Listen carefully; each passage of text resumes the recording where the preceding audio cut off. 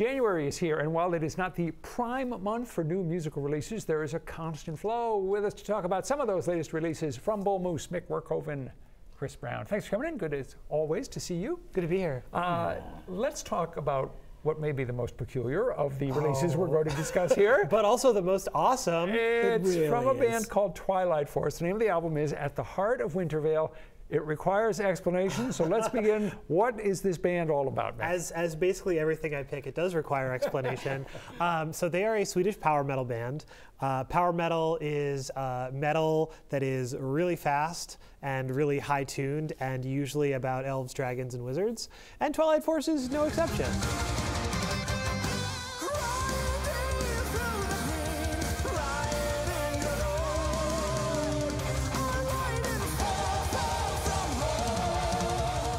So Twilight Force is a power metal band in the strictest sense of the word. They have invented their own world called the Twilight Realm, and through their albums they tell the story of the Twilight Realm.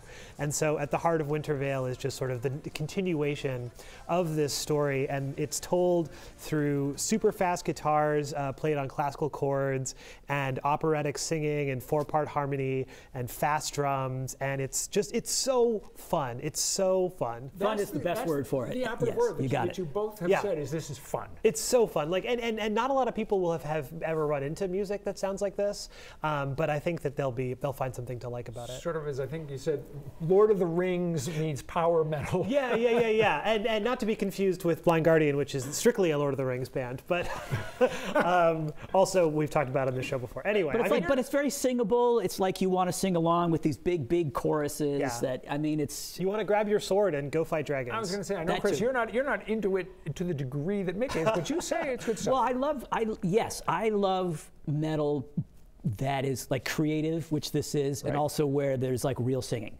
All right, let's move on to another new release. This one's from Margot Price, entirely different kind of a little bit different. Performer. A little bit different. What have we got here with an album called Strays? Well, they intentionally release albums like this in January because all the major label stuff's out of the way. So like this is a major indie record, so she can kind of own the month. Right. But she's a country artist, but she has that appeals to people who are into underground rock, like Sturgill Simpson or like Emmylou Harris used to.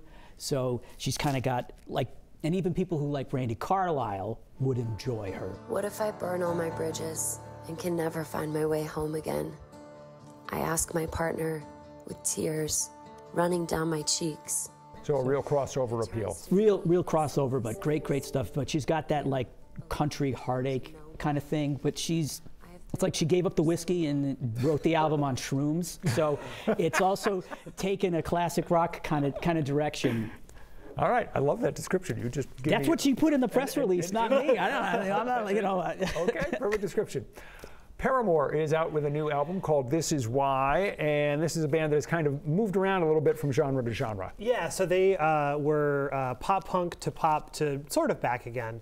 So this is their first album in 5 years. It doesn't feel that way because they've had a sort of a steady stream of singles that have either come out or old singles that have popped back into the popular consciousness, which is really interesting, sort of like a case study in how modern bands get famous. But anyway, so basically they took their like guitar-driven pop punk type stuff, combined it with their really polished, really radio-friendly pop music, and kind of like smashed them up together. And the singles that have been out so far are really cool. If you have an opinion, maybe you should shove it, or maybe you could scream it.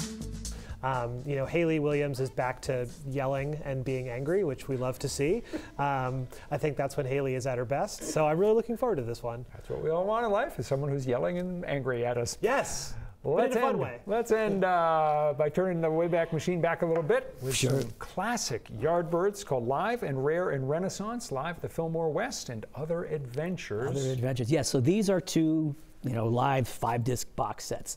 And when the Yardbirds broke up, we all know Jimmy Page formed Led Zeppelin, and what's cool about the Yardbirds box set is that there's early versions of some of the Zeppelin material on there, but the other guys formed a progressive rock band with classical influences called Renaissance.